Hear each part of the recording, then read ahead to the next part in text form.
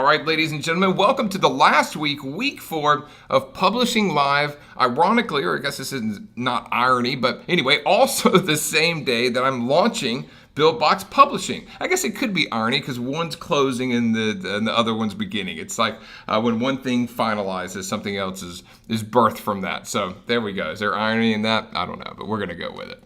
All right, now this one's going to be about launch and relationships. And the truth is, this is how not to be a one-hit wonder, how to build a real business from this. Because even if you get published one time, that's going to make you feel really good. You're going to be proud of yourself. You're going to think, man, this is awesome. I got published, especially if you get an Apple feature or something. It's going to be a lot of cool stuff to add to the resume, but it's not a real company. It's not a real business. You got to turn it into repeatable processes. And to do that, it's all about relationships.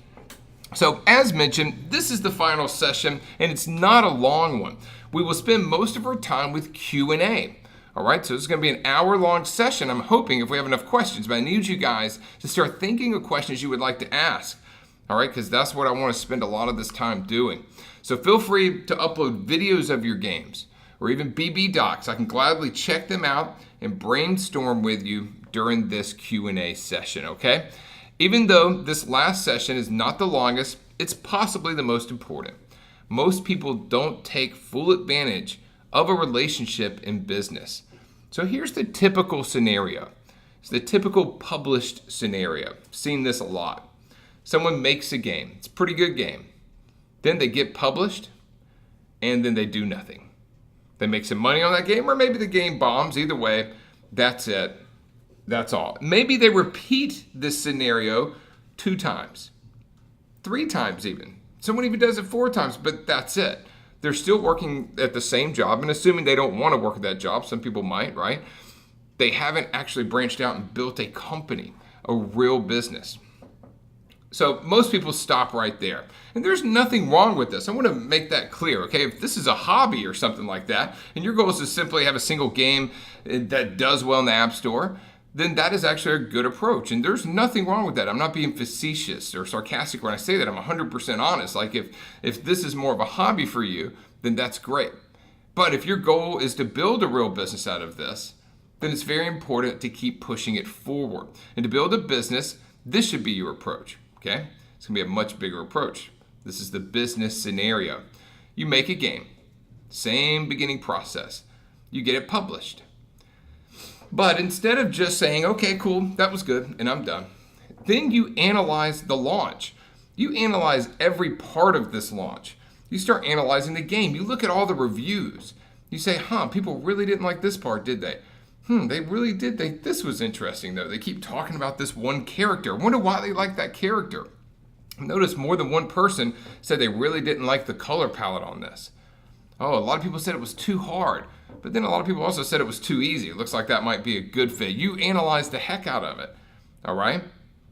Then you gather feedback, okay? You ask other people. You talk to the publisher. Say, what do you think about this? You really, really drive it home. Then you're going to use all this data. This is exactly what we do, okay? So how I come up with this, right? You're going to use all this data from analyzing the launch, from gathering feedback from people you know, from reviewers, from the publisher, and then you create 3 new concepts. Now, these are going to be single images. Just 3 new concepts are going to be 3 different images for your next game. And then you're going to record a video that pitches these 3 different concepts. It depends on how involved the games are. It could be 3 different videos. I prefer just having one video that walks through all 3 of the concepts. Okay, now what you're going to do is send that to a publisher, and you're going the same publisher, and you're going to get feedback from him again. Hopefully he's going to want to do 1 or more of those games. A lot of times they might want to do all 3 if you really nailed it. Remember, before you even made this game, of course, you did everything else we talked about. You analyzed everything. You tried to make it as good as their best game, all that kind of stuff, right? So you've already done that. Now we are tweaking that. We're taking this final product that we just slaved over and really, really thought out the whole process. And then we're trying to analyze this now that we've had real live data. The more data you have, the better decisions you can make. Then you're creating 3 new concepts. And again, this pitch video, I just went over that quickly. You're gonna make a pitch video. Let me explain. That's got to explain the process, why you did all this, why you made these games, why they're going to be successful. If your last game was great, why it's going to be another great hit, all three of them. If the last game was a bomb, what you learn from that, how that's not going to happen with this game. All right, so it's not just, hey, here's one image, it looks cool, I think this is good. You have to have reasoning behind it. Then you're going to create the selected or concept or concepts. You're going to make a game, and you're going to release and then repeat.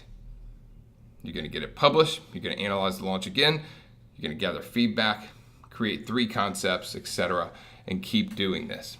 Now you've built a real business, a extremely profitable, thriving company could be built solely off of what you're seeing right here, just these 9 steps.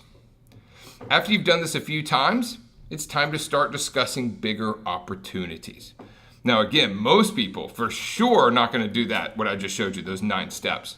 But even the very few, now we're getting down, and we're going to have, maybe, 0.001% are going to go that far, right? But then we're going to take it a step further. Because again, we're talking about building a real company out of this that's going to last a long time. So what are bigger opportunities? Let the publisher know you're going to start building a team around this business. Most of you guys are solo guys out there. There's nothing wrong with that. It's how everybody starts, okay? But let them know that, hey, look, this is working out well. We've had a couple hits together. I think it's time to take this to the next level. I'm going to be setting up a team around this, solely around what we're doing. And in order to do so, you need some guidance, what you tell them. If you can create a quality game on par with what you've made so far for them on a consistent basis, will they publish it? All right, because here's the thing. If you're going to go out and invest in a team and all this kind of stuff, you need to make sure you're going to be able to get these games that you created. Now listen, you do all this with outsourcing. You go to Upwork. I'm not talking about going and getting a $5,000 a month office and hiring artists that are $100,000 a year, whatever. I'm talking about just outsourcing, building a little team, a little system around it. The goal here is to get some sort of deal being discussed, an ongoing deal to be discussed with this publisher. Let them know you are serious about this and it's going to be your main business. What any publisher would love is to work with a few specific developers that are really on target. Any publisher in the world would love that, to not have to go fishing for games, but just to have them fed to them by developers that always hit the mark, that are really smart, that are thinking about smart things, that are creating games with reasoning behind it, not just random games that their daughters might think are fun, but actually games that they know are going to be successful because they're analytical. That's a publisher's dream. So you want proof of that. I'll give you proof of that on a large scale. Let's look at Call of Duty. Call of Duty is quote unquote by Activision.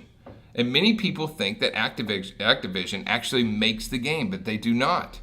Activision is one of the biggest publishers out there, and they only work with 2 developers for Call of Duty. Treyarch, they make a game every 2 years. And then Infinity Ward also makes a game every 2 years. Those are the actual developers. It's not Activision. Activision staggers their release schedule so that they can publish a new Call of Duty game every single year. They only work with those 2 companies. And it works out really well. The Call of Duty franchise is top $10 billion. And Advanced Warfare, which is by Infinity Ward, and then Treyarch usually does the Black Ops series. And that's before Advanced Warfare sales figures were released. And they typically do about $1 billion every new release. So pretty phenomenal. There's no telling what the splits are between publisher and developer at that scale. But consoles are a very different story. Activision will invest and risk millions each year to push these games, right? They have marketing campaigns, all this kind of stuff. And they, along with EA, Electronic Arts, are the biggest publishers on the console market. EA publishes games from a lot of different companies, unlike Activision that sticks with just a couple. But EA does, when they create a game, they do have a development staff at EA. But from what I've heard, they've started pushing that out more and more. Even like the Battlefield games, those are not created by EA. They're all published. But part of this story still rings true for mobile publishers. All publishers, just like Activision, would love to do lots of repeat business with professional development houses. Your job is to score those deals with a publisher or even with multiple publishers. You don't have to just be loyal to one guy and that's it. The bigger that your business gets, you could build a team of 10, 15 people, and you have great relationships with 5, 6 different publishers. And you're consistently pushing your game out there. That's what a big development house would do. So here's 3 ways you can do that. Here's how you can solidify publisher relationships. So most important, above all else, none of this works if you create bad games. That's what the whole first 3 sessions really focused on, especially the first 2, okay? So you gotta create a really good game. Then you wanna help the publishers when they need it. You wanna go above and beyond. If you happen to catch them talking about another game, help them with it. Offer some feedback. Do anything you can to help them out. You want to be the teacher's pet, not the kid that just comes to school and kind of sits alone quietly in the back, okay? Then you want to ask for verbal commitments. Now you got to be careful here, but you want to have them say, yeah, if you deliver something great, then of course we'll publish it. And that's an easy verbal commitment to get. But again, you don't want to go try to scale unless you have some way of delivering that product to people. And that last one is touchy. I'm not implying that you should attempt to get any publisher to guarantee anything. That will absolutely never happen. If you say, look, I need a contract written up that you're going to release 1 game a month, they're not going to do it, and they're going to look at you like you're crazy and move on. But you should confirm your intention and see if they are a publisher that will work with you on a bigger capacity. And not all of them probably will. It's going to be dependent on your relationship. If your relationship is good with them, then I think any of them would. So before we move to Q&A, I want to close with one important warning about this. Absolutely, do not attempt to strike deals when you have not proven yourself. Now, I talk about this in the last section of Game Studio University as well, but this is really important. If you released one game that did not do well, do not attempt to secure a closer relationship at that point. Everyone out there who has made it has done so by putting in the work and doing something extraordinary. And they will want and expect that you do the same, okay? So increase relationships always when you are in their favor. You got a game in the top 25, talk to them about increasing relationships. You release your 3rd hit with them, discuss further opportunities. Just released a bomb that didn't break the top 300? It's okay. Explain to them what you learned and how your next game will fix those problems. Then go back to the drawing board, learn from your mistakes, and create something amazing. But you don't want to go when you have a bomb or a game that didn't work out or they haven't even accepted you and try to start being a pushy guy that gets a deal done. That's not how it works. And then finally, no success is built without failure. So prepare to get doors slammed in your face and to screw up more times than you can count. And every time you do, remember that anyone on top has been there. Everyone has to put in the hours, fall down, and push through. All right? You would not believe how many times I've gotten doors slammed in my face. It's just part of the process. All right, so on that note, guys, again, that was 17 minutes, so we're right on time. And let's do some Q&A. All right, Muyo says he has a video for me. All right, let's see. Dude, can I copy on here? Okay, yeah. All right, so Muyo, I'm going to play this for everyone. I hope that we're on the same page there. I hope it's not one of your private videos. All right, cool. So let's analyze Muyo's game here. I'm going to mute it here. All right, this is called Rollin'. Yeah, I do remember this game. Oh, this looks good. I think this might be updated, though. All right, so let me tell you my biggest concern immediately after seeing this. I think the graphics are good. I think the background's a little bit boring, but I don't even know if I'm against that.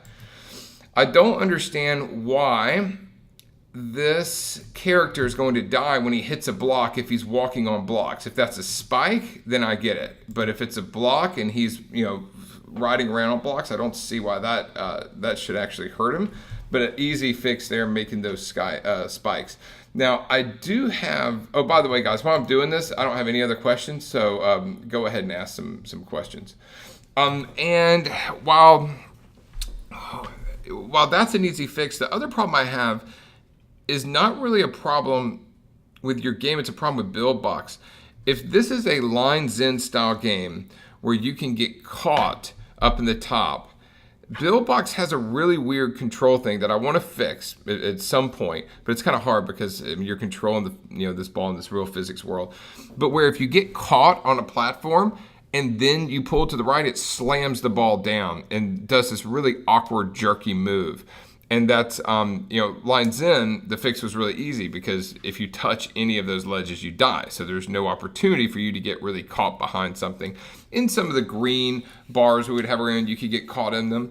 But yeah, so that's one, because what happens with BuildBox is if you put this camera in a bounding box and you say, I want this camera to just stay in the middle, and I want the character rather to just be in the middle because that's how I've set the camera up. And then it goes out of that. The second it has the opportunity, it slams back right where it was originally. So it's kind of a tough fix unless we have some kind of rubber band effect where it slowly moves back to it. And it's something I actually just talked to Andy about. So I'm not sure if you have that problem on this game because I don't know the controls. But if the controls are like bounce where you click the left and right side, then I think it would be that would be better. So let's see. I'm trying to think. I'll tell you what would be cool, man. But this won't be for BuildBox 2, but hopefully if we get that out soon, that wouldn't take too long for you. But with BuildBox 2, we are going to have where you can touch the screen and change direction. So your ball's like going to the right, and then when it falls down, you'd have to hit. That might be a little annoying too. So I'd have to play it on device. And but yeah, the one thing I definitely would do is change those to spikes. But no, I like it. I think there's definite potential for sure. All right, I do have a question. Do you have any idea how Absolute built that relationship with Apple without having a track record? Yes. I'm trying to think. I think I can say this. I think it's okay. So he actually had a booth at one of a Casual Connect or something like that. He was showing off a game that they were launching, had a booth, and met a ton of people. Casual Connect, I've heard from multiple people, is the best conference for making connections with people. So if you want to meet people like that, a really good place to do it. And he met one of the App Store guys, and they gave him a card, and then they connected. Yes, Laura, this webinar will be posted on BB University. Okay, Muyo said, in this one, you die if you hit the top. Not sure if that's what you mean. Okay, so you die if you, I don't know. Anything that you die on, I think it has to have spikes or some way of showing that. All right, cool. We have another video here. Awesome. This is great. All right, so I have two videos for some feedback. One is fast music, one is mellow. But how does BPM change in trailer versus game matter? I don't think it really matters at all about the music in the trailer versus the game. So I wouldn't worry about that one bit. All right, let's check this out.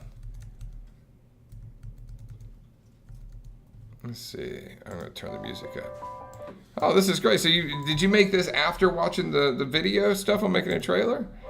All right, so let's check this out.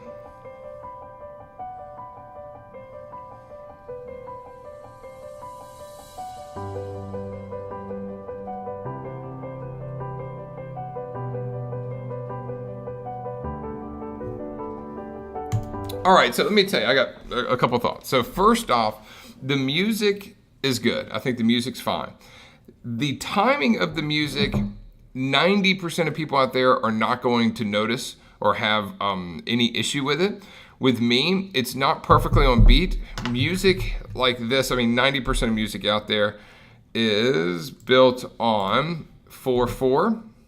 So it's going to be, like this.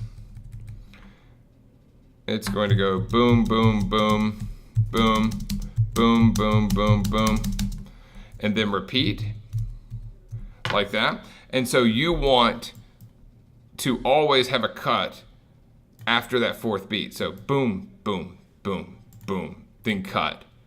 boom, boom, boom, boom. You want to start right there at the beginning, right? So we would say we want these cuts to start on any of these.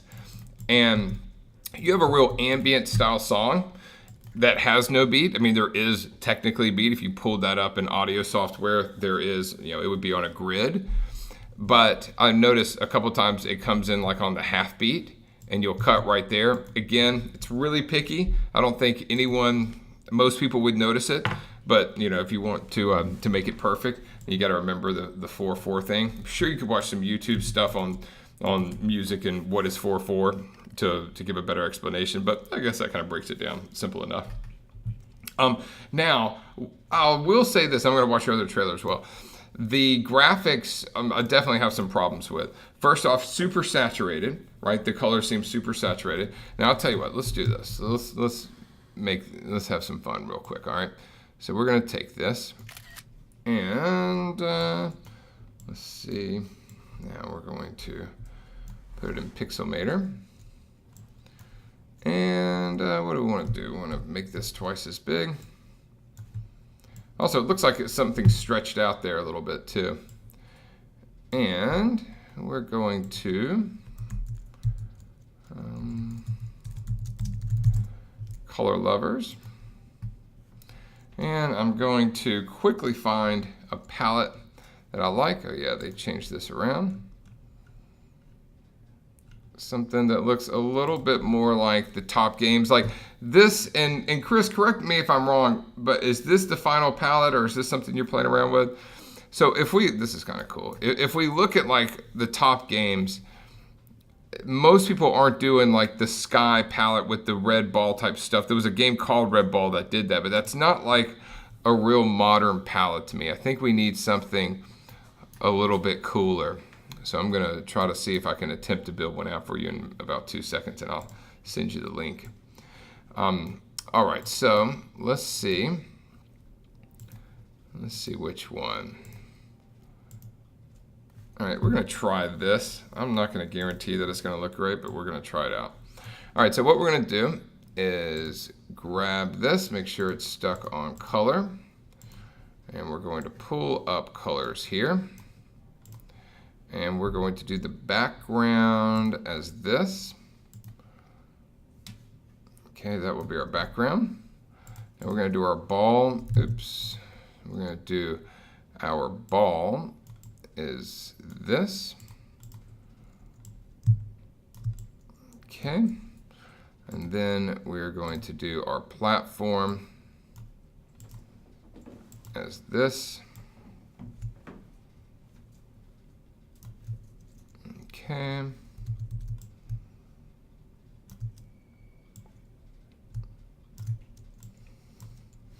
And then, you know what?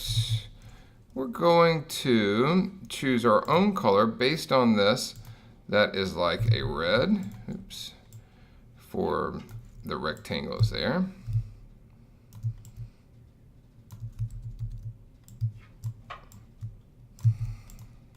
And grab this.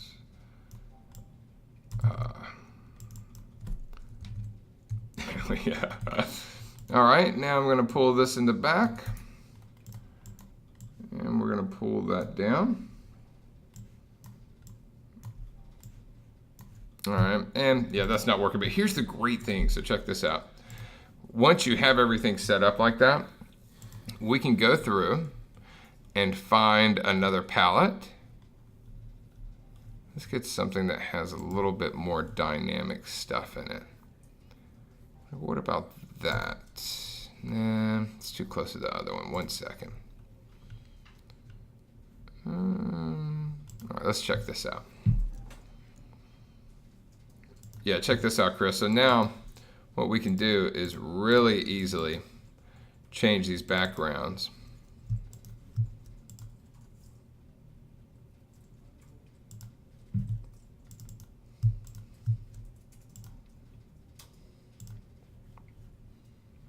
And I think those are a little saturated. Same with this. So yeah, I'm gonna be honest with you, I don't love that, but you get the idea. I would go through and play with palettes until I got something that was a little bit cooler. And I think especially with the light, that this could be, you know, a pretty cool look as well. Yeah, what you could do is have stroke be gone, and this would be this color, but a little bit lighter. Yeah, I think you could have some pretty cool light effects in there as well with this. So yeah, so I don't love, and again, I don't love this either. Okay, so but I don't love the colors there that you had. All right, so let's check out the other one as well. Check out the music on it. Oh, cool, totally different game. Gotcha. All right, so first off, when you're doing a trailer or a pitch video, you don't want to show instructions and all that kind of stuff. Your only goal is just to get right into the action.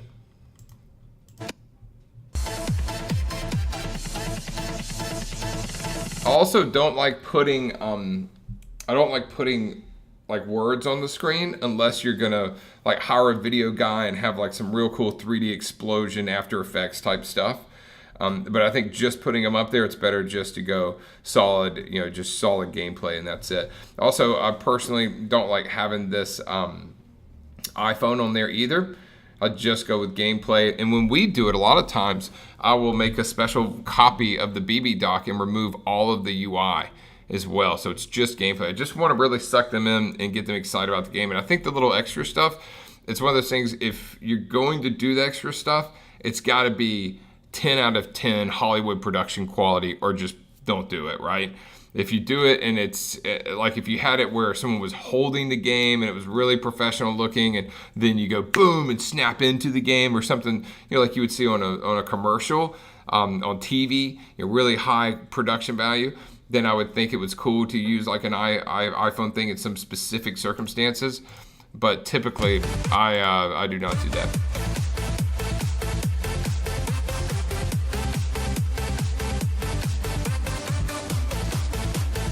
Yeah, and I do like the music. I think it fits the game too. It goes really good with the Geometry Dash style thing. And I think the game looks cool. Of course, we've talked about the game before in the past, and you know, a couple of things I would change. But and I would do more cuts. So like if you look at the Bill Bucks channel, and we pull up the showcase, you can see like how many cuts I do. So this one switched out. On this one, I cut out every 4 beats. I cut out one game. So it just really keeps you going. It's not like you really see the adventure of the game. There's just something constantly moving, something constantly going on. And then another one that we did. Let's see, videos. Oh, that's weird. A little bug there.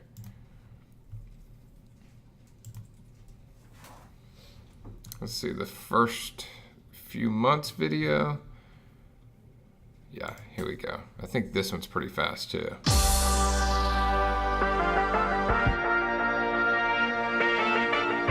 Yeah, and if you watch this video, Chris, you'll see it's all right at the hit of the song is when I'm doing the cuts. Yeah, and again, about every 4 beats. I think this might be every 8. Let's see, what would that be? 1, 2, 3, 4, 1, 2, 3, 4. Yeah, so it's every 8 on that one. So yeah, so I would increase the cuts, and I think you're good, buddy. All right. Yes, this is week 4 webinar. So, but the first 3 are in the portal, so you can watch those. And then the Kajabi portal. All right, Thomas, would you consider publishing a game that has a completely different gameplay than others? Yes. Now I'm going to be honest with you. I'm going to look at your game now, and I'll tell you, what I think about the gameplay. But to answer your question, that would be wonderful. All right, but we got to see if the gameplay makes sense, and it's got to be a Bill Bucks game, just so you know, for us.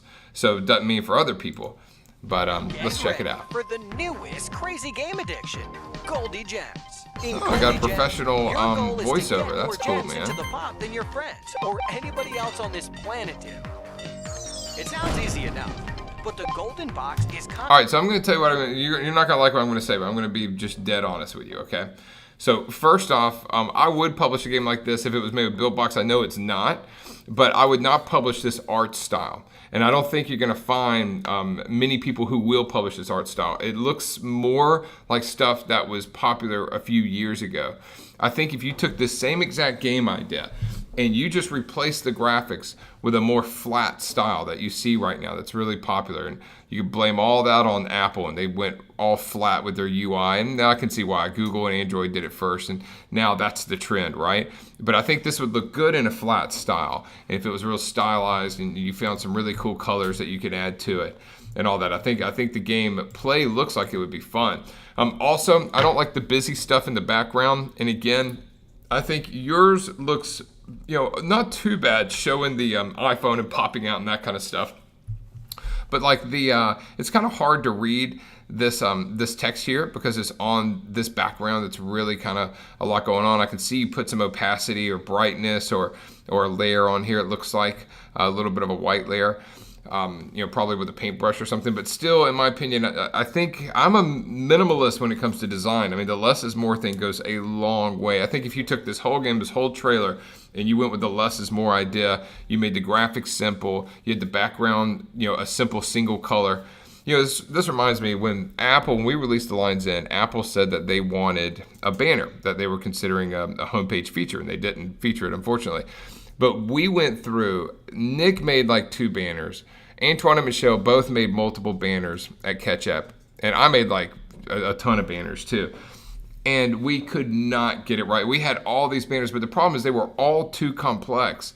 And the one we went with was literally just said the lines in showed one like beige stripe and then the blue ball in the middle. It was like the most dead simple one. And it was one we were all like, it's perfect. It's so easy to complicate design. It's like, because you just got to think, what's it really adding? What's like the gold pot in the background really adding? I understand the idea behind it because it's Goldie gems. But to the actual design, it's going to take the focus away from where the focus needs to be, which is on the gameplay. And it's distracting, right? And it's also not like a good place to put it because it's half obscured and you can't even see all of it. And you're cutting off, even like Jim's right here where you're cutting off just the sliver on the end. So you want to think about all that kind of stuff when you're doing backgrounds especially. But so anyway, I mean, if you want to release it on your own, I would like this and not worry about it. If you want to try to get it published, first off, again, this is all just my opinions. I would love for you to prove me wrong. Nothing better than you to prove me wrong. But I would think that if you redid the game into a minimal style that's popular right now, more trendy look, that you would have more success with it. All right, let's see. Trey, this is Rom. How can I get the best possible training and expertise with BuildBox? Will it be better if I start reverse engineering from a sample BuildBox files or lots of hands-on? How long do you think it should take anyone to learn to be comfortable with all the features and tricks to make advanced games? So I would start with our YouTube channel, and I'll tell you exactly where I would start too. Is the videos that I do where I'm walking through creating a full game. A couple of things have changed since then, but it doesn't matter. It's just all about getting the, getting the basics down. So let's see, where are those? Are those hidden or something? I'm probably looking right at them. Yeah, here we go. Making your first BuildBox game and creating a physics motorcycle game. If you watch both of these, and this is 40 minutes, it's a long game. Long video. And then, but you see from beginning to end like a pretty cool game being made. And then the same with this one because it goes over totally different stuff. If you watch both of those and you really understand and you get them, then then I think you'll be golden, man. Then you will be an expert. You'll know like 90% of it. And then, honestly, if you just go to our channel, you watch all these and you'll know like nearly 100%. Do we have the exploding character on here? I think we might be missing that little trick, but also the tutorial section on BuildBox might have a couple that are not on there. Then another good one is learnbuildbox.com. This guy, if he's still doing that, yeah. And so he has like a cool hacks feature that talks about stuff. So yeah, so man, it's just like everything. You just got to really dive in, and if you do that, I think you could be an expert at anything. You can learn Photoshop and be great at Photoshop in a week if that's all you do and put the hours in. So to be a professional, really, I think it would take you like 3 hours. Have to watch, like all those videos I just talked about would take about 2 hours, and then go build a really great game from beginning to end. And it's not that hard. It's just taking the time out to really devote 3, maybe 3.5, 4 hours to it, to really learn the platform. That's all it takes. And then, like anything, the more experience, the better you're going to get. This is from Rob. I know this has been asked in many forums, but can you share an expectation of income per game? Top 25, top 100, or similar? I will say this. I can't really tell you because it's, partly is some of our games I'm under NDA, right? So I can't even talk about some of them. But I will say this. We've had games that have done extremely well that have made $500,000. We've had games that have made, now we're talking about successful games that get like in the top 100-ish, okay? That have made $4,000 or $5,000. I would say if you're in the top 100 and you make under $5,000, then there's something really wrong. If you're in the very, very top, you're going to make stand the chance to make hundreds of thousands of dollars. So that's kind of my opinion on it. A game like Jump Pack, that was a while ago, but that made I can't talk about that. That made $150,000. So it's good. I mean, you can do really, really well with a good game.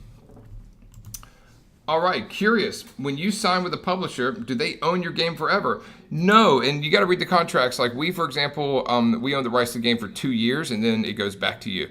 Removed from our account and everything, and you have a right to renew. If all parties agree, we can renew the contract. All right. Lauro, you have to go to work. All right, sorry, my man, but yeah, definitely check out BB University. You'll be able to see all this stuff there and the rest of the questions. All right, Lucas, would you release a game that was rejected by a publisher? Did a game you developed ever got rejected? No, there's not been a game that we've developed that's gotten rejected. I did back when we published Bounce with Ketchup, and that was not a game that we initially created. We helped out with it, but Mike, a customer, initially created that.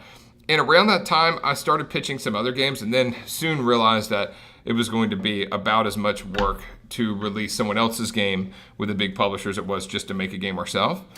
And so I pitched 2 games that did not get picked up that I thought would have, that customers made. And both, I'm not going to say who they were, but they actually, both of them did extremely well on their own with other publishers. And, but that was the only time. But anything personally, and, because again, I think did more research and knew what they wanted, so anything we personally did though has gotten picked up. All right, Lucas, is there an option to send a demo game build with BuildBox to a publisher without sending the source file?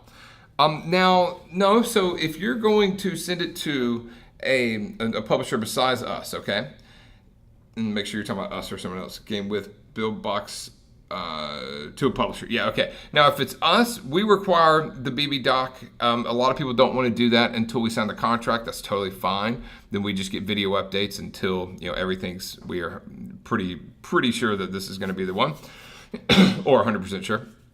With other people, you would you don't have to send them the source code until you sign documents. Okay, so you would send them a video or test flight. A lot of people do, but you would not send someone an actual source code. All right, since monetization is usually designed into games early, how important is it to have monetization schemes already set up in a game before pitching to a publisher? Great question, Chris. Not important at all. Publishers, from what I've seen, are not looking for that until after the fact, because it's really simple to add in monetization. That's not tough. It's like, okay, great, let's add in coins so you can collect some coins, and then let's add in a couple other of these cool monetization features based on those coins, and that in-game currency will make it freemium. And that's a pretty easy thing to do. They're all about, is the gameplay addictive and going to do well? Terry brought up a great point for whoever was asking about how to learn all this stuff. The manual has a lot of information. Yeah, so we have 1.33 manual you can get from the BuildBox site, and I'll show you guys if you never knew that. And of course our tutorial section there, the forum. It's like anything, you just got to dive in. Got to really dive in, get addicted to it, and then it just starts to happen. And let's see, do we have a documents? Yeah, guides. and then the manual here, and we also have tutorials and changelog there. Then you can download this manual as well. And I think it looks pretty good. Let's check it out.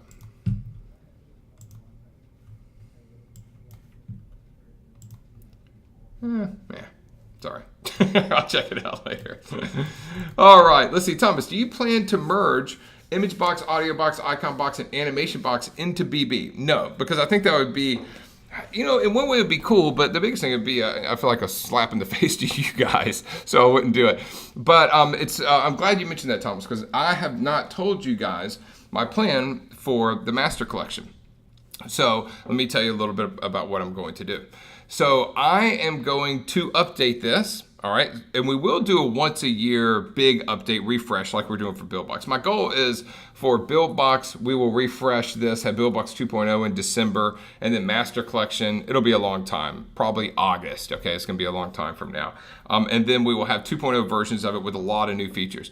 Now, after BuildBox 2 is finished, I am going to go through and start updating all of the software for you guys, okay? And that will be free for you guys.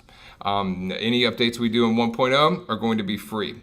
And I'm gonna be adding content as well to it. So what we're planning on doing now don't hold me to this because I'm definitely gonna be updating the software, adding some changes, a few bug fixes. What I'm gonna do is though, I've got everyone working on BuildBox 2.0. And then when they're done with that, I'm going to move that whole team over to Master Collection, keep one guy on BuildBox 2.0 for bug fixes, and then move that team over to Master Collection. And we're going to add a few features that you guys have wanted, all that kind of stuff. And then my goal is, and again, this is tentative, this conversation just started about a week ago, is to choose one piece of software each month and have content made for it, okay? And then that content is updated. And then the next month might be Icon Box, and we add 20 new things or 50 new things to Icon Box. And the next month we add 5 new animations and 3 new characters to Animation Box. And the next month we add some new images for Image Box, and then go through and just keep that on a rotation. The subscription things worked out well. I'm not going to do that, don't worry, for Master Collection right now. In the future though, I probably will, and that will be the flow we have too. And you guys, again, you purchased it so you would get any 1.x stuff for free.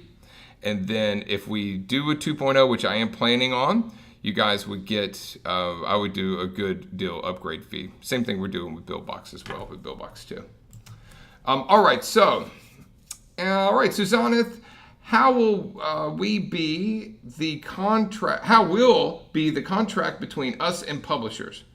How can we get track of the income generated? Okay, so everyone's going to do that different ways. There's not going to be any specific way. We're going to attempt to do that through App Figures. They have a really great way of doing that. You'll have to set up an account if you're published with us, and then we're going to do that. Nick, will we be able to report all data through App Figures for people who sign with BuildBox Publishing? Yeah, number of downloads, ad revenue. Not sure about Facebook. Yeah. But yeah, they have a beta. Yeah, so we're going to attempt to do that all through App Figures. I would love to automate that process. But if not, I have to build a system around it. I will have Natalie or someone do spreadsheets, and we will have to have a shared Google Doc with every single developer, and then we'll show them. Now, I'm going to be honest with you guys. A lot of developers don't do that much. A lot of them will just give you an update every once in a while. Some people will share data with you. So it really just depends on who you're with. Everyone's going to have their own system for that. How do you get the stats about the game when it's published? Wow, Martin, that's interesting. You guys asked at the exact same time. All right, Ram, do I need to open a company to sign a publishing contract with BuildBox Publishing? No, we do not require that you do that. But if you, it depends on where you're located, but if you make more than $700 a year doing something, then you are supposed to set up a business around it, in the US at least. With the BB source codes, that were part of the bonus, how much of the game needs to be changed to make it our game? I mean, Terry, there's no rules there. Just try to be cool with it, you know? And I know you are, so I'm not worried about it. But yeah, I don't really have any specific bonus with or idea on build files. But I would not just upload the same game. Change out a character and some graphics and make it look unique. It's not going to do good anyway if you just upload it as is. All right, Ted, in terms of building a BB team, do you let the team come up with the game based on a theme direction, or do you give them even more direction, like actual objects, power-ups, palette colors? No, so I usually, here's how it starts with me, like the game The Pit that we're working on now, finishing up. So that started with an audio file. I really like using audio messages. Sometimes I'll do it on my computer. Usually I just use that audio app on the iPhone. And I sent it to Danny, our artist. And I said, okay, so here's the idea for the game. And I'm trying to remember where I came up with this idea. It was just totally random. I was like watching something on TV or something. It was something with a pit. No, I know what it was. This is so ridiculous. All right, you know how when you're a kid, you do that whole thing where the floor turns to lava and you're like trying not to touch the floor and you're jumping from the couch to the chair and all that. I saw someone talking about that. Maybe it was Reddit or on TV or something like that. And then I thought about, hey, that'd be cool to do a game called The Pit where you're like running on a platform and there's lava below and you can't fall in there. Like not anything to do with the house or anything. Just that was the basic idea. And I didn't tell that to Danny, but I was like, all right, so here's the deal, Danny. This is the voice message I left him. All right, so here's the deal, Danny. We're going to make this game. It's going to be unbelievable. Always pump up Danny, all right? Because Danny really likes it if you get him excited. So I'm like, dude, this game's going to be sick. It's going to be unbelievable. So here's what it is. You're in this like pit of hell type place, but we can't make it scary because it's got to be wide demographics. So it's got to be really good for kids. It's got to be good for adults.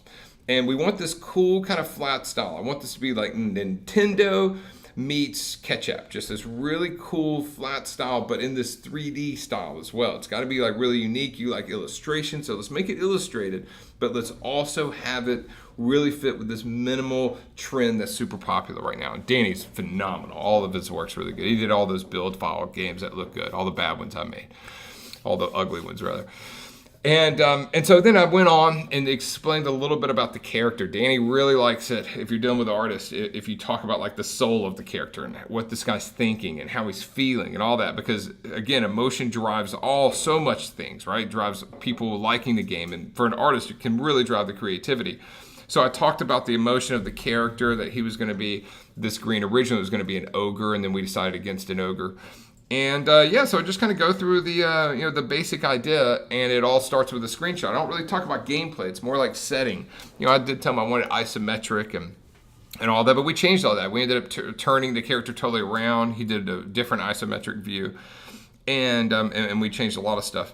But that was how it started. And so then once we had a really good looking screenshot, then we started working on actually making a game. But we tweaked that screenshot for probably a week or two. And then it was like, okay, we have this one screenshot of this game. It's great. And the game looks identical to the screenshot. So they're really good at that. And then the team kind of takes it over. Then Nick got involved. And then all I had was like you press down. Because I want this to be kind of the showcase game for BuildBox 2. So one of the things we have is you press down the duck. And when you let go, the character jumps. So instead of like Temple Run where you swiping left and right, that's the only action we have. And a double jump. So if you have something that's like, in front of you, you have to duck under. And then when you let go, you're going to jump. So you have to time that. But if you script the timing, you can double jump. And it's really fun, really good gameplay.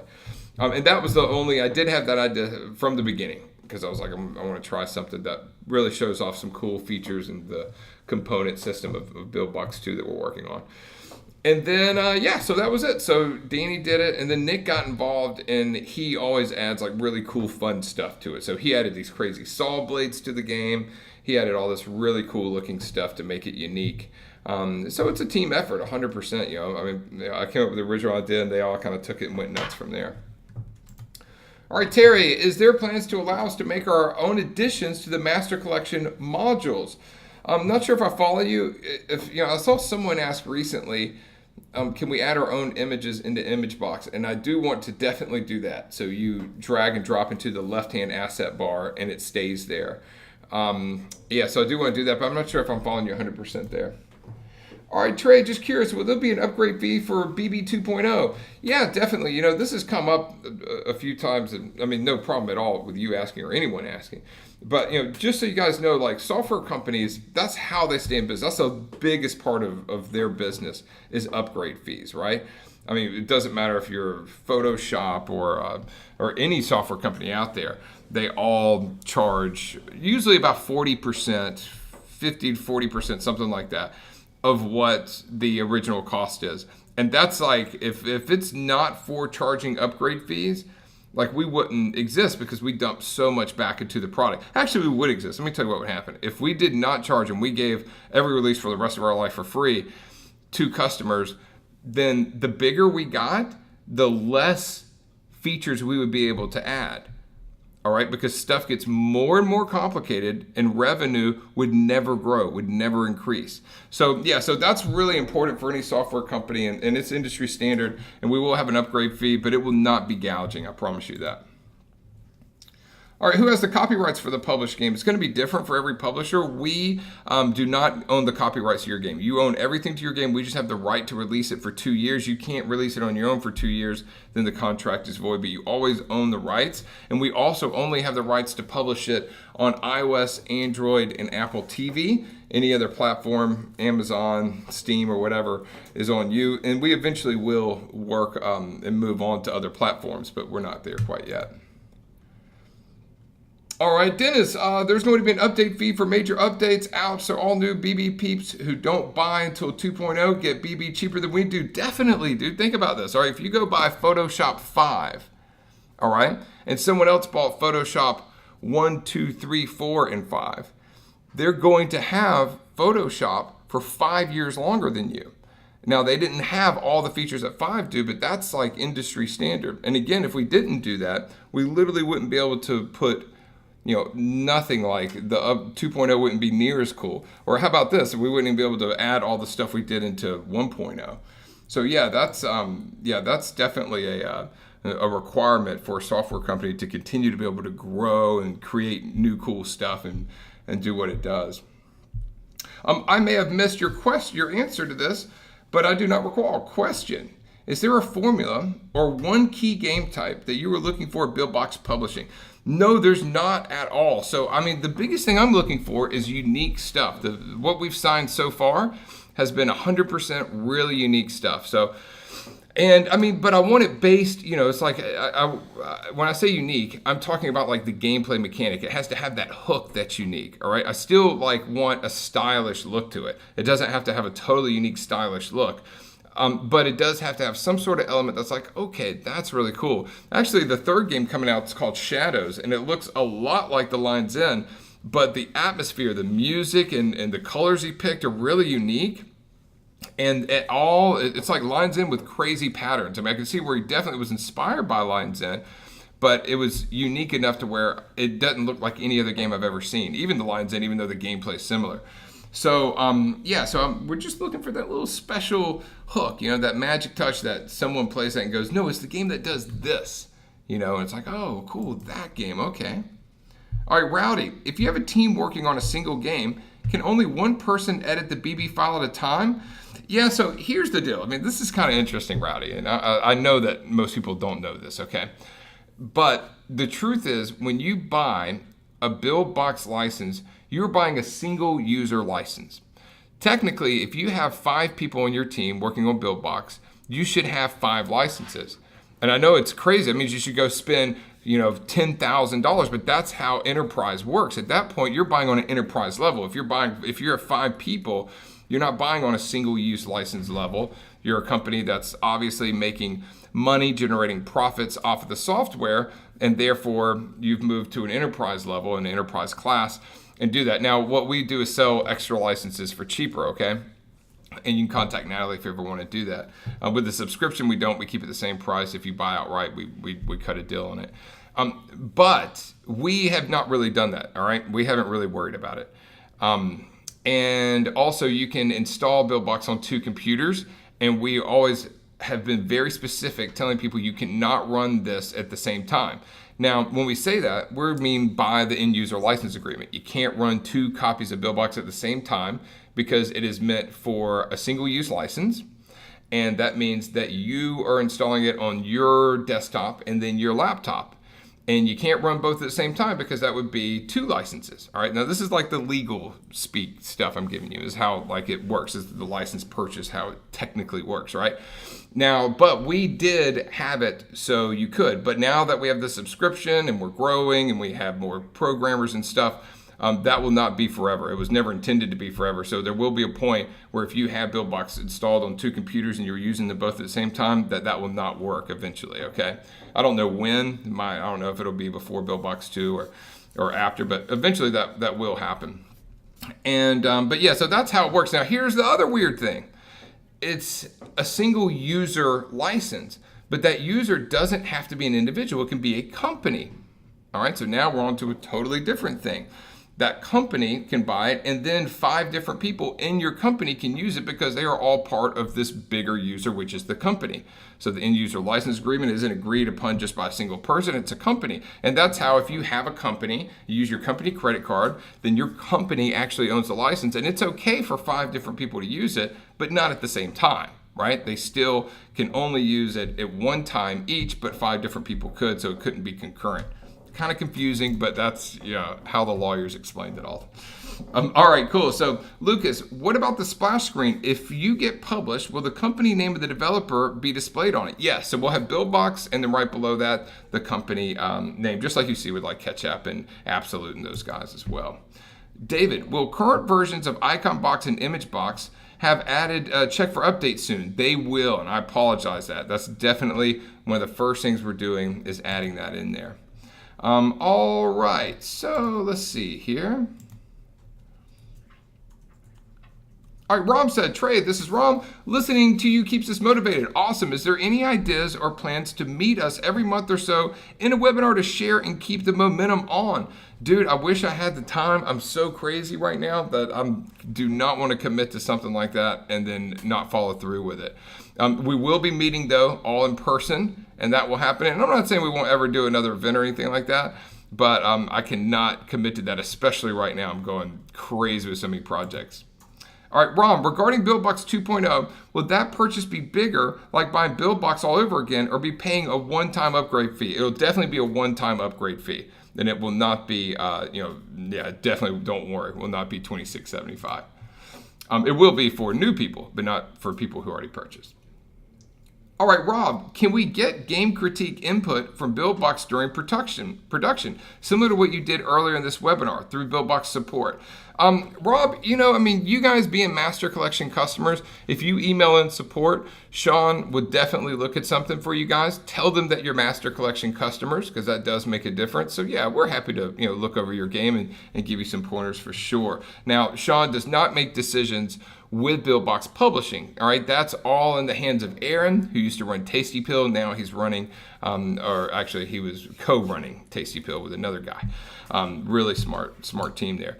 And so now he's the final decision maker. So he would be the one to do it. I don't even make the decisions on BuildBox Publishing. Like Aaron literally tells me what he's doing, and I go, okay, awesome, sounds great, keep it up. So yeah, you wouldn't be able to get feedback from him because he's going real nuts. But Sean for sure. And Sean's smart. Sean knows exactly what we're looking for and what we're doing. Sean worked with me for a year in the office, just me, Sean, and Nick. So he knows exactly what's going on. All right, cool. And guys, so that is it. Wow, just hit the last one and we're at 4 o'clock on the dot. All right, so guys, thank you so much. This was a really fun course. I hope you enjoyed it. I hope you learned a lot. And yeah, this was a cool one. This was a really good one. And it's going to be uploaded. Again, this final one will be uploaded hopefully today. I'm going to try to get Natalie to do it today because she's going out of town for a couple days. So I definitely want to try to get that done soon. And I hope you enjoyed it all. If you guys need anything, please email support for anything at all. All right, even game advice is totally cool. You guys are our high-end customers, and we're happy to help you out. All right, this is Trey Smith, and I'll talk to you later. Bye.